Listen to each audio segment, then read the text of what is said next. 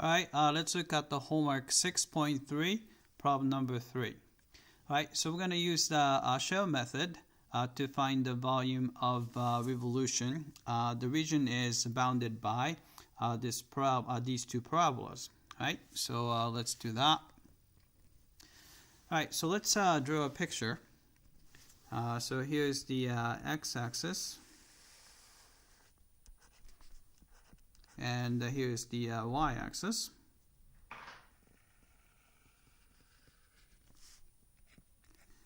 Alright, so first one is fairly easy to draw. That's just the a parabola, right? So we have a parabola, looks kind of like this, going through the origin. There. Alright. Then the other one is also a parabola. This one is actually facing down because the leading term is -10, so it's a negative value, so it's a facing down. And if you factor this out, so let's say you have a 10x is in common, so you have a 3 here minus x. So intercept is 0 and 3, so it's going to go through 0 and 3, so it's going to look like that. Then it's facing down. So what we're talking about, the parabola probably looks kind of like that. Alright, then enclosed region is right here. Alright, then let's see, we're rotating this about the y-axis. Alright, so we are going around this way. Alright. Then the cylindrical shell is going to be, let's see, the height is determined by these two parabolas, and then it's going around, so it's going to look kind of like this.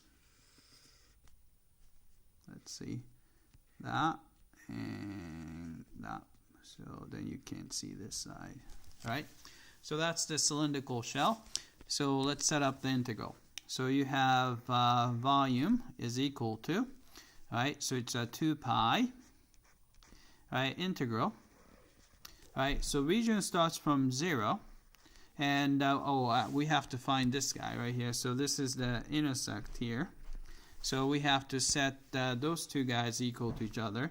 So you have a 5x squared, and set that equal to 30x minus 10x squared. And it seems like, let's see, let's add 10x squared to both sides. So we get the 15x squared, and is equal to, actually, maybe I should put the 30 on the other side too. Minus 30x is equal to 0. So factor out the common factor, so 15 and x is in common. So x minus 2 equals 0. So it looks like x equals 0, which you already know, and the other one is 2. So we know that this is actually 2. Right? So region ends at 2. Right? The radius is going to be determined by the x. So we have x here. And the height is just between the, the upside down, the facing down parabola and the facing up parabola. So facing down parabola is, let's see, 30x minus 10x squared, and minus 5x squared dx. All right. So if you multiply out, let's see, what we get is, let's see, I'm going to combine these two guys together, right? So actually, sorry, that's not the guys I'm talking about. These two guys together, right? So that would be negative 15x squared. Then you have a 30x there, right? So I'm going to pull out maybe 15, because that's a number there. So I'm going to pull out the 15. So 15 times 2 pi would be 30 pi. Right? So then you have an integral from 0 to 2. Alright, so 15 is pulled out. The x times x is x squared. Right? 15 is pulled out, so negative x squared, so it's going to be negative. Actually, 2. I forgot 2. And then 15 is pulled out, so it's going to be negative x squared times x, so it's x cubed. All right, dx. All right, so let's compute that. So this is going to be 30 pi, and the antiderivative is 2x cubed over 3 minus x to the 4th power over 4. Then you're going from 0 to 2. All right, so you have 30 pi. All right, plug in 2 here. All right, 2 cubed, so 8, so it's a 16 over 3 minus, plug in 2 to the 4th, 4 cancel out, so it's going to be another 4.